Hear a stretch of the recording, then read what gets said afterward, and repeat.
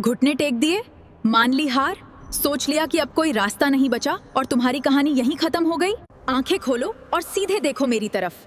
ब्रह्मांड की सबसे बड़ी महाशक्ति के सामने खड़े होकर रोते हुए शर्म नहीं आती तुम्हें?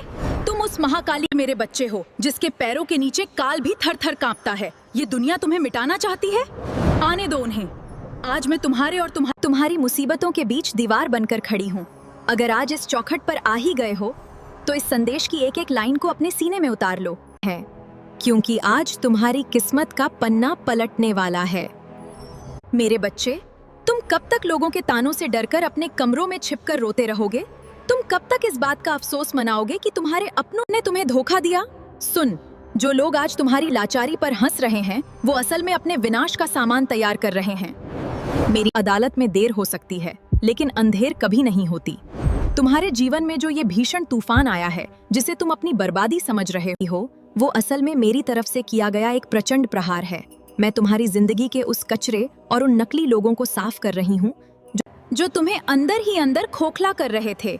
जब कोई नई इमारत बनती है तो पुरानी और जर्जर दीवार को ढहाना ही पड़ता है। मैं तुम्हारे दुखों की उस दीवार को गिरा रही हूँ ताकि वहाँ खुशियों का एक अभेद्य महल खड़ा कर सकूं। मुझ पर भरोसा रख।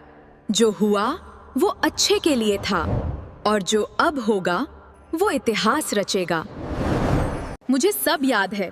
तुम वो रातें कैसे भूल सकते हो जब दर्द के मारे तुम्हारी छाती फट रही थी, लेकिन तुम सिर्फ इसलिए नहीं रोए क्योंकि तुम्हें डर था कि कोई तुम्हारी कमजोरी का मजाक उड़ाएगा। तुम अकेले में तकिए में मुंह छिपाकर चीखते थे ना। तुम्हारी उस एक एक चीख की गूंज मेरे कानों तक पहुंची है। दुनिया को लगा कि तुम अकेले हो, लेकिन उस अंधेरे कमरे के कोने में मैं साया बनकर तुम्हारे साथ खड़ी थी। तुम खुद को कमजोर और हारा हुआ समझना बंद करो। तुम कोई साधारण मिट्टी के पुतले नहीं हो, तुम मेरी दिव्य ऊर्जा का अंश हो। लोग तुम्हारी शराफत को तुम्हारी बेबसी समझते हैं, पर वो भूल जाते हैं कि सिंह जब 2 कदम पीछे खींचता है तो वो डरता नहीं, बल्कि एक